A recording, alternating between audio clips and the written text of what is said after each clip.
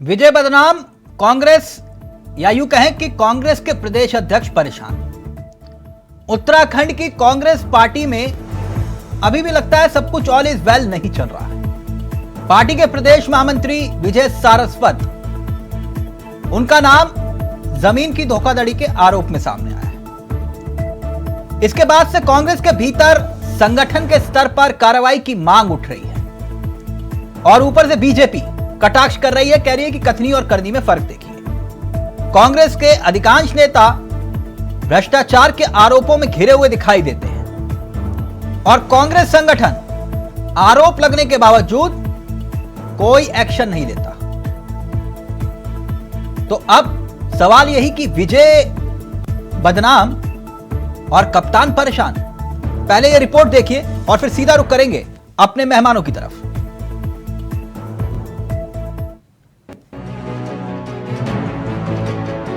उत्तराखंड में विपक्षी पार्टी कांग्रेस के पास भले ही संख्या दल बीजेपी की तुलना में कम हो, लेकिन कांग्रेस के भीतर जिस तरीके से संगठन स्तर पर नेताओं की आपसी गुटबाजी चल रही है, वह किसी भी दल के लिए सही नहीं कही जा सकती है। कांग्रेस में नया विवाद अब कांग्रेस के प्रदेश महामंत्री विजय सारस्वत का नाम जमीन की धोखाधड़ी में आने के बाद शुरू हुआ है, जिसके बाद संगठन स्तर एक बार फिर कार्रवाई करने की मांग उठाने लगी है। लोकसभा चुनाव से पहले कांग्रेस नेताओं के नाम जमीनों की धोखाधड़ी में आने के बाद जहां कांग्रेस के घर में हलचल मची हुई है, वहीं दूसरी तरफ बीजेपी को एक और मौका कांग्रेस पर आरोप लगाने का मिल गया है। कांग्रेस के वरिष्ठ विधायक प्रीतम सिंह ने कहा कि प्रदेश अध्यक्ष को इन सभी चीजों पर कार्रवाई करनी चाहिए और जो जांच रिपोर्ट आती है उस जांच रिपोर्ट के आधार पर कार्रवाई के जरिए एक नजीर पेश करनी चाहिए। जबकि दूसरी तरफ कैबिनेट मंत्री सुबोध उनियाल ने कहा कि कांग्रेस में अगर सब कुछ ठीक होता है तो फिर आज कांग्रेस की ये दुर्दशा नहीं होती। जहां पर कुछ नहीं होता है वहां पर ज्यादा मारामारी होती है। अब ये कार्रवाई तो अध्यक्ष जी को करनी है, लेकिन जब तक जांच सामने नहीं आएगी तब तक क्या कहा जा सकता है। अब दूसरा जो एक होता है ना कि एक दुकान में बड़ा माल है, लेकिन कई जगह होता है कि ना सूत ना कपार से लट्ठा में लट्ठा। कांग्रेस की स्थिति तो यही है। एक और इसी तरह से जैसा आपने बोला है, लोकसभा चुनाव लड़ने के लिए तैयार नहीं हो रहा है कोई। सिर्फ एक अगर टंटा जी को देख तो लगता है समझदारी आ रही है कांग्रेस के लोगों में। अच्छी बात है, समझदारी अगर आज से 15 साल 20 साल पहले आ जाती शायद ये हाल ना होते। बीजेपी को कांग्रेस पर वार करने का एक मौका और मिल गया। बीजेपी कांग्रेस की घेराबंदी करते हुए कह रही है कि दूसरों पर तमाम आरोप प्रत्यारोप लगाने वाली कांग्रेस का चेहरा फिर सामने आया है। कांग्रेस को साफ करना चाहिए कि उसका अपने महामंत्री संगठन के बारे में क्या स्टैंड है। छोटे छोटे मामलों में हाय तौबा मचाने वाली कांग्रेस को इस बार खामोश नहीं होना चाहिए। पुलिस की जांच में कांग्रेस नेता आरोपित पाए गए हैं और उनके खाते में जमीन के फर्जीवाड़े से हासिल रकम भी ट्रांसफर होने का दावा पुलिस की ओर से किया गया है। वैसे विवादों से घिरे संगठन के चेहरों को लेकर अब सियासत कांग्रेस के प्रदेश अध्यक्ष करण मेहरा से ही सवाल पूछ रही है कि क्या होगी अपने ही संगठन महामंत्री पर कार्रवाई। अभय कैतुरा, इंडिया वॉइस, देहरादून। तो विजय बदनाम, कप्तान परेशान, क्या एक्शन लेंगे कांग्रेस के प्रदेश अध्यक्ष करण मेहरा?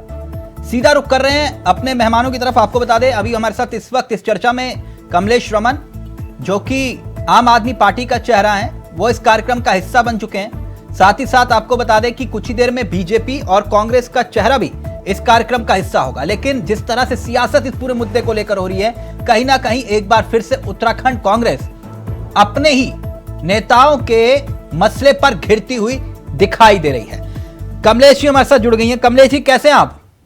जी बहुत बढ़िया, धन्यवाद। नमस्कार। नमस्कार कमलेश जी, मसला तो आपके पुराने घर का है। लेकिन फिर भी आपसे जानना चाह रहा हूं, ये जो विवाद है, आपको लगता है कि कांग्रेस के प्रदेश अध्यक्ष को इस पूरे मसले को लेकर एक्शन ले लेना चाहिए या फिर अभी इंतजार करना चाहिए क्योंकि आरोप लगे? देखिए, बीजेपी हो या कांग्रेस, वो कभी भी अपने नेताओं के ऊपर कोई एक्शन नहीं लेते हैं। और वैसे भी ये जो जमीन वाला मामला है, ये एक बहुत ही जांच का विषय है और इसमें पूरे उत्तराखंड का एक ऐसा जाल जमीनों का बिछा हुआ है जिसमें फर्जीवाड़े में लोग सम्मिलित होते हैं। आप ये देखिए कि अगर एक व्यक्ति कोई भ्रष्टाचार करता है या कहीं फर्जीवाड़े में पाया जाता है तो स्वतः ही उसको अपने पद से त्याग पत्र देना चाहिए। अब आप बीजेपी का ही ले लीजिए, आपके सड़क पे खड़े होकर के मंत्री थप्पड़ मार देते हैं, प्रूफ है, वो कोई उनका कुछ नहीं बिगड़ता है। आपके यूकेएसएससी वाले प्रकरण में बीजेपी चारों तरफ से घिर गई थी, अभी तक उनके नेताओं को सस्पेंड करने के कुछ नहीं बिगड़ता है। ऐसे ही कांग्रेस में है कि अगर उनके नेताओं के ऊपर भी कोई भी आरोप लगते हैं, वो कोई नैतिकता के आधार पर इस्तीफा नहीं देते हैं, अपने पद को नहीं छोड़ते हैं और बल्कि उस पद का दुरुपयोग करते हैं। और मुझे लगता है कि ये जो इतना बड़ा जो फर्जीवाड़ा है, ये बहुत ही बड़ी ऐसी जांच इसमें निष्पक्ष होनी चाहिए और पता लगना चाहिए कि कहाँ कैसे ये सारी चीजें हो जाती हैं। अरविंद केजरीवाल जी के मंत्री अगर जरा सा भी सुगवाट करते हैं भ्रष्टाचार की तो जेल के पीछे पाए जाते हैं, जेल में भेज दिया जाता है, स्वयं अरविंद केजरीवाल जेल भेजते हैं। तो ऐसी नजीर उत्तराखंड में भी पेश होनी चाहिए। हाँ, बिल्कुल बिल्कुल। हाँ, ऐसी सुविधा अगर देहरादून के जेलों में भी होगी कि रेपिस्ट को फिजियोथेरेपिस्ट बना देंगे तो कोई दिक्कत नहीं है। मैडम एक मिनट, शीशपाल बिष्ट जी कैसे हैं आप? बढ़िया बढ़िया तिलक जी। कांग्रेस प्रदेश कार्यालय में ही है सर? बिल्कुल तिलक जी, कांग्रेस प्रदेश कार्यालय में ही। सब ठीक है sir? All is well? All is well है तिलक जी। सर एक बात जानना चाह रहा था, ये विजय सारस्वत जी को लेकर सवाल उठ रहे हैं जी, जो आरोप लग रहे हैं, क्या ये आरोप संगीन है कि नहीं? बिल्कुल बहुत संगीन आरोप है तिलक जी। और कांग्रेस पार्टी के आदरणीय अध्यक्ष करण महाराज जी पहले दिन ही साफ कर चुके हैं कि अगर आरोपों में सत्यता पाएगी कि कांग्रेस पार्टी ने उसी दिन अपनी आंतरिक जांच बिठा दी है इस मामले में, तो निश्चित तौर पर पार्टी शासनात्मक कार्रवाई करेगी। नैतिकता के आधार पर फिलहाल उनसे इस्तीफा ले लेना चाहिए कि नहीं? तिलक जी देखिए, ऐसा है कि आदरणीय अध्यक्ष जी की भी और जिन लोगों को जांच सौंपी गई उनके भी पुलिस के सक्षम अधिकारियों के साथ वार्ता हुई है और उन्होंने केवल यही बताया कि अभी प्रथम दृष्टया जो है आरोप लगाए गए हैं, जांच अभी गतिमान है और जांच के यानी आप जांच रिपोर्ट आने का इंतजार करेंगे, जब रिपोर्ट में ये साबित हो जाएगा कि उनका मामला है फिर उसके बाद इस्तीफे की मांग करेंगे? नहीं तिलक जी देखिए, हम अपने स्तर से भी जांच करा रहे हैं। जैसे ही अगर लगा कि इन आरोपों में कोई दम है, कोई मैं जान सकता हूं कि आखिरकार उस टीम में कौन कौन है जिससे आप जांच करवा रहे हैं? राजनीतिक व्यक्ति के ऊपर वैसे भी आरोप लग जाते हैं। अब विजय सारस्वत जी का इसमें क्या रोल है? लेकिन हम भारतीय जनता पार्टी की तरह नहीं करेंगे कि आपके मंत्री खुलेआम सड़क पर मारपीट करें, वीडियो भी उसमें नहीं, वो मारपीट तो सर कहाँ नहीं होती है, आपके प्रदेश कार्यालय में भी मारपीट हो जाती है, हो जाती है ना। तमाम साक्ष्य होने के बाद में कार्रवाई नहीं होती। देखिए आप, मैं पूरा प्रदेश देख रहा है कि कैबिनेट मंत्री किस प्रकार अभद्रता कर रहे हैं। नहीं, आपकी बात सही है, वो अभी बीजेपी नेता जुड़ेंगे तो उनसे पूछिएगा। मैंने आपसे ये पूछा कि क्या नैतिकता के आधार पर फिलहाल विजय सारस्वत से इस्तीफा लेना चाहिए या फिर नहीं?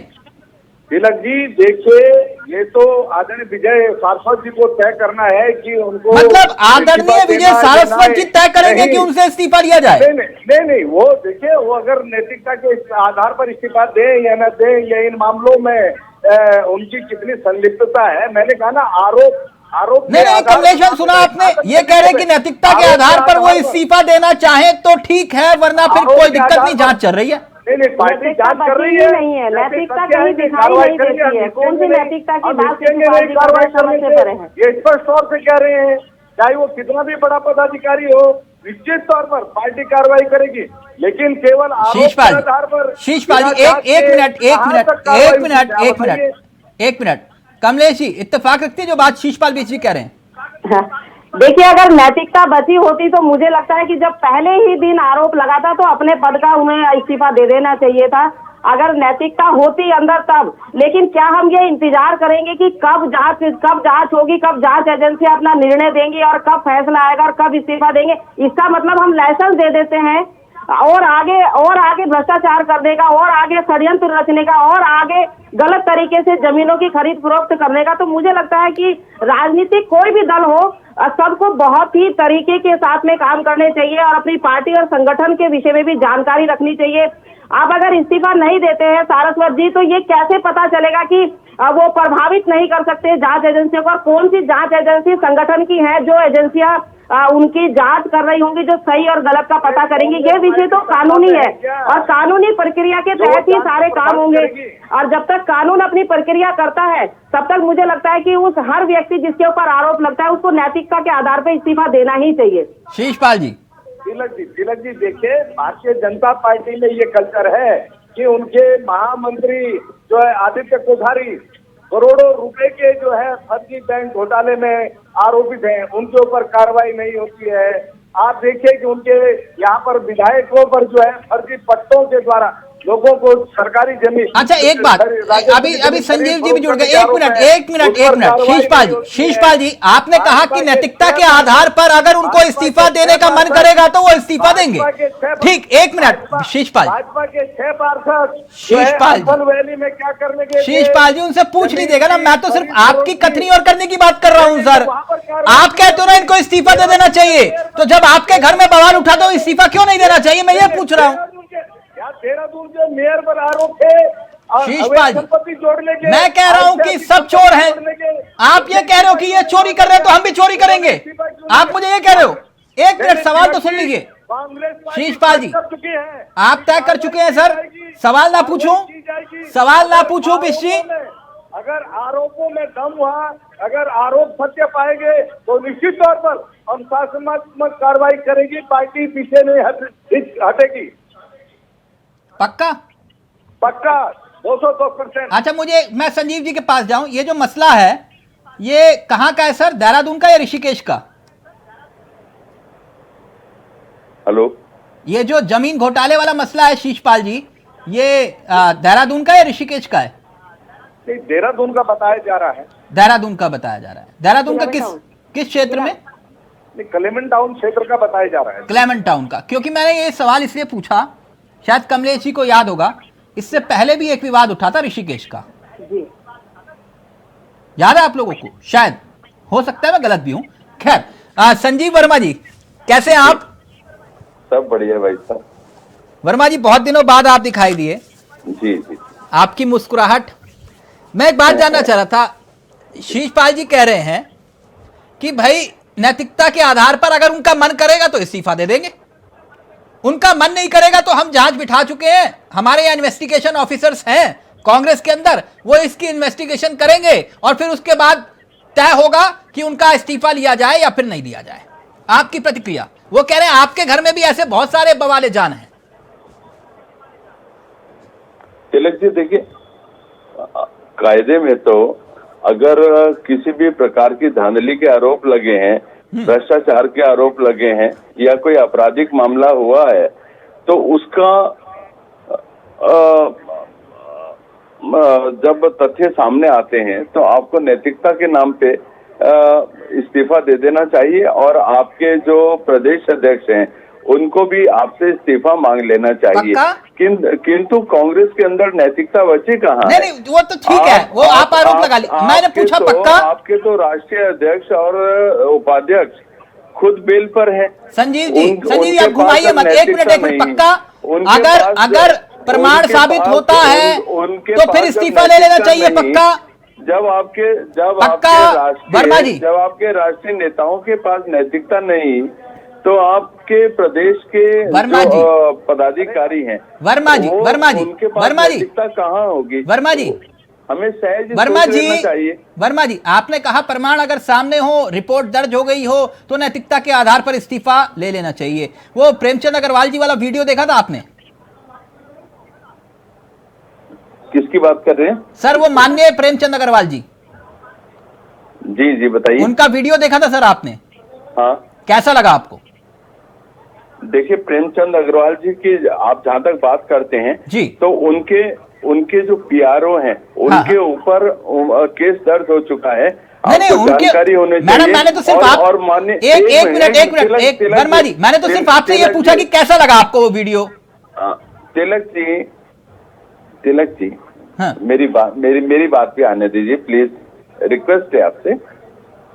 देखिए, माननीय मुख्यमंत्री जी के संज्ञान में जैसे ये बात आई थी, उन्होंने तुरंत ही माननीय जो मंत्री जी को तलब किया और उनसे पूरा स्पष्टीकरण लिया और साथ ही जो व्यक्ति मैं नाम उसके शायद भूल रहा हूँ, कोई नेगी करके थे, तो उन्होंने पूरी तरह से स्पष्ट किया कि हम किसी भी रूप में इसकी निष्पक्ष जांच के साथ साथ आदेश तो वो भी तो वही कह रहे हैं शीशपाल जी कि हम जांच करवाएंगे, आप भी इस्तीफा नहीं दे रहे, वो भी नहीं दे रहे, बात खत्म। नैतिकता बची कहां? तो नैतिकता बची कहां? किसकी नैतिकता, कैसी नैतिकता और क्यों नैतिकता? आपके कार्यालय में भी अगर झगड़ा हुआ तो उनके कार्यालय में भी झगड़ा हुआ, सबने देखा, किसी ने किसी को पीट दिया, किसी ने नाम ले लिया। कमलेश बहन गलत तो नहीं कह रहा ना?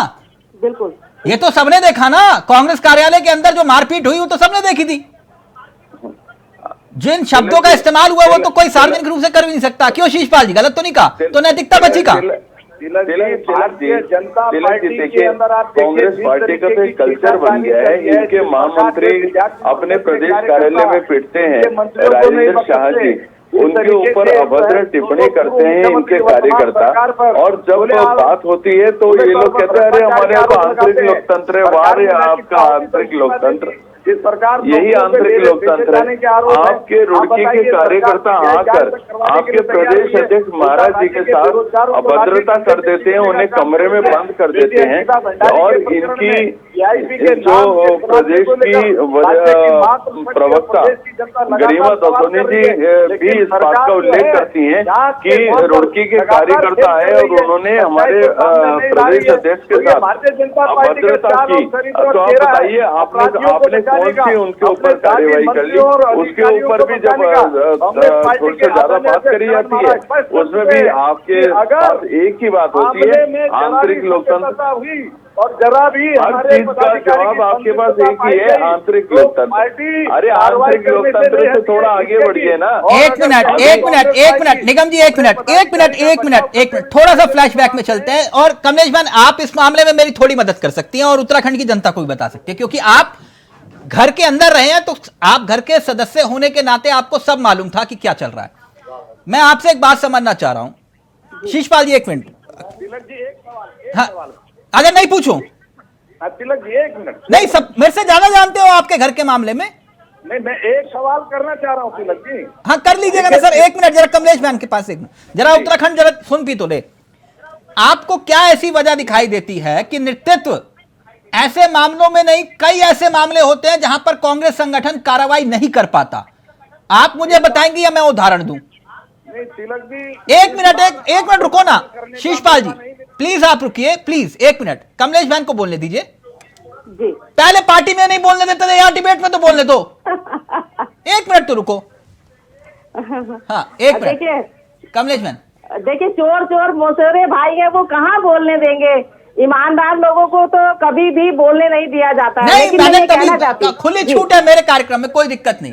जी, मैं ये कहना चाहती हूँ कि जब एक व्यक्ति का गला घोटा जाता है, जब व्यक्ति की कार्य प्रणाली पर प्रश्न चिन्ह लगाए जाते हैं, उस वक्त कार्रवाई नहीं होती। जब सरेआम थप्पड़ मार दिए जाते हैं तब कार्रवाई नहीं होती। जब सरेआम गालियां दी जाती है, बदतमीजी होती है, वीडियो वायरल होती है, तब कार्रवाई नहीं होती। हाँ। और इतना बड़ा ये तो फर्जीवाड़ा है, इसमें तो आप बीजेपी और कांग्रेस दोनों को आकलन बराबर कर सकते हैं। आपके नगर निगम के मेयर सुनील उलियान गामा जी ने आपके गुरु राम राय महंत जी से जमीन ले ली, ये कह करके कि मैंने जो है उनको रास्ता दिया है इंद्रेश हॉस्पिटल से दूसरी तरफ जाने के लिए, उनको लीज पे दे दी 90 साल के लिए। उन्होंने इतनी जमीनें कब्जा ली उलियान गामा जी ने, सरकारी संपत्तियां, उस पर कोई कार्रवाई नहीं होती। उनके ऊपर इतना बड़ा आरोप लगा कि आपने 4 साल में 10 गुना संपत्ति अर्जित कर ली। ये संपत्ति कहां से आई? कोई बीजेपी ने कार्रवाई नहीं की। वही दूसरा नाम है कांग्रेस पार्टी, जो आखंड तक भ्रष्टाचार में भरी हुई है, उसके बाद ईमानदार पार्टी है। अब अगर नैतिकता बचती है तो दोनों ही पार्टी के नेताओं को अपने ऊपर आरोप लगने के ऊपर हम भटक रहे हैं। आरोप नहीं, मैं आपसे सिर्फ ये जानना चाह रहा हूं कि ऐसी कौन सी वजह आपको दिखाई देती है कि चाहे प्रदेश अध्यक्ष कोई भी रहा हो, ऐसे मामलों में फैसले नहीं ले पाता? क्या वजह रखती है आपको कांग्रेस के अंदर?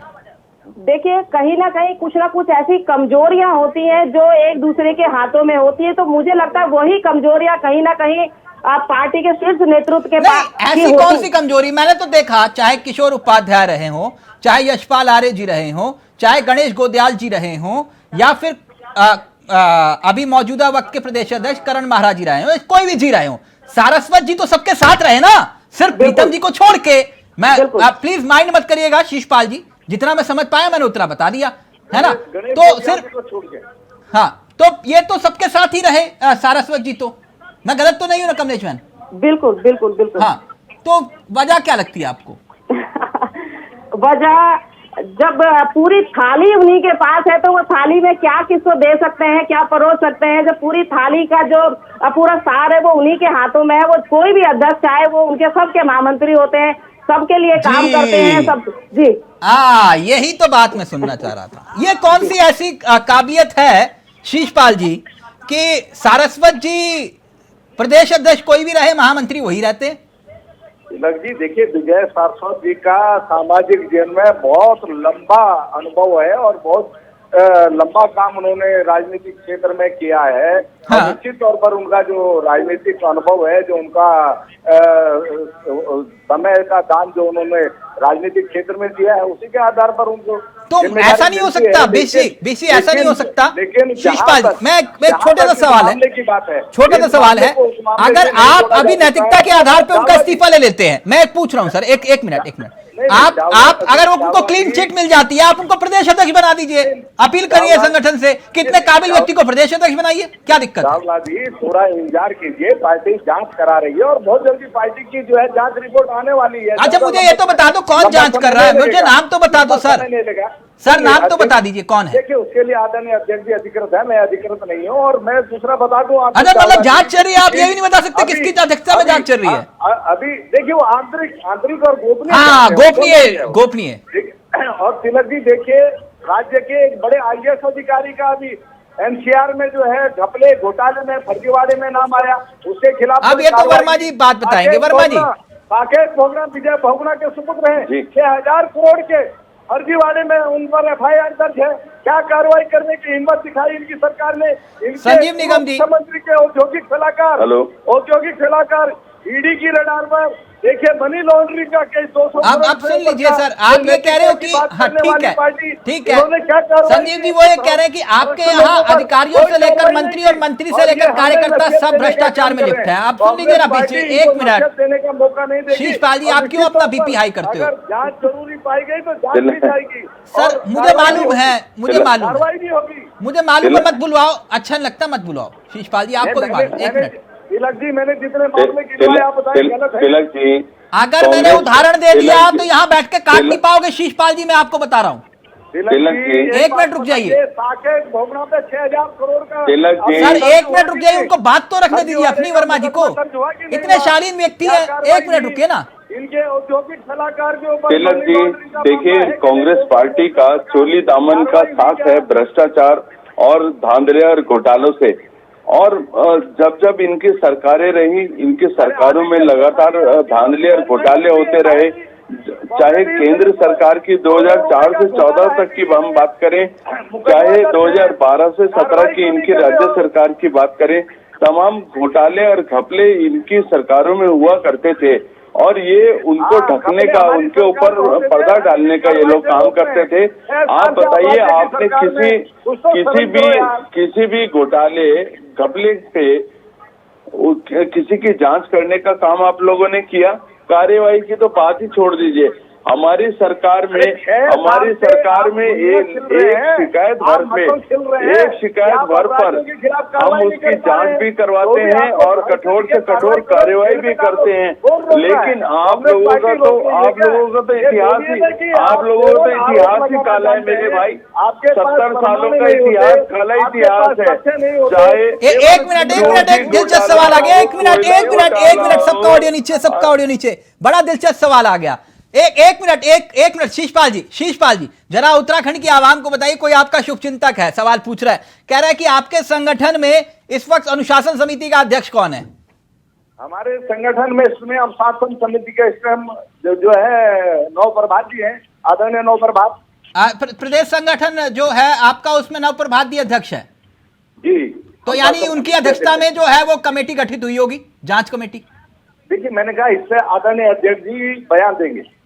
अच्छा, अध्यक्ष जी बयान देंगे। अध्यक्ष जी क्या एक्शन होगा कि नहीं? एक्शन होगा कि नहीं? होगा अगर दोषी पाए गए तो। आप यहाँ बैठ के क्या कर रहे हैं? फिर यहाँ पे भी अध्यक्ष जी को बिठाना चाहिए था ना आपको। यहाँ पर भी आपको अध्यक्ष जी को बिठाना चाहिए था। जब हम अध्यक्ष जी कहेंगे तो आपको यहाँ पर भी अध्यक्ष जी को बिठाना चाहिए था। आप यहाँ क्या करने आ गए मेरे भाई? इतना नहीं, एक मिनट, कमलेश मैन ये कह रहे हैं कि कार्रवाई होगी। मैंने कहा था उदाहरण मत दिलवाओ, लेकिन अगर उदाहरण दिलवाना ही है तो फिर आप पुष्टि कर दीजिएगा। बीसी तो नाराज हो जाते, पता नहीं क्यों बीपी हाई हो जाता है। 2011 का वक्त था। अब सुन लीजिए ना, बीसी बता देता हूं ना चलते चलते। शायद 2011 का वक्त था, तब उस वक्त सर एक मिनट 2011-12 का वक्त था। तब उस वक्त प्रदेश अध्यक्ष शायद यशपाल आर्य जी थे। मैं ठीक हूं कमलेश जी? तब अब सुनिए ना सर, अभी तो आप मौजूदा, मैं आपको उस वक्त का बताता हूं। अनुशासन समिति के अध्यक्ष हुआ करते थे नरेंद्र भंडारी जी, क्या मैं सही हूं? जी। और धीरेन्द्र प्रताप उसके संगठन की कमान अनुशासन समिति में शायद उनकी भूमिका भी थी। जी। हुआ क्या कमलेश मैन, आप उसकी गवाह है प्रत्यक्ष रूप से, मैं इसलिए कह रहा हूं। पार्टी ने तय किया, वर्मा जी, शीशपाल जी, कि जो पार्टी के खिलाफ बयानबाजी करते हैं, जो पार्टी के खिलाफ बोलते हैं, उनके खिलाफ नोटिस जारी हो। कितने नोटिस जारी हुए? लगभग 90। अब सुन लो ना बीसी, अब बता रहा हूं, 90 नोटिस जारी हुए। 90। मैं तो टोक नहीं रहा हूं। हाँ, एक मिनट, 90 नोटिस जारी हुए।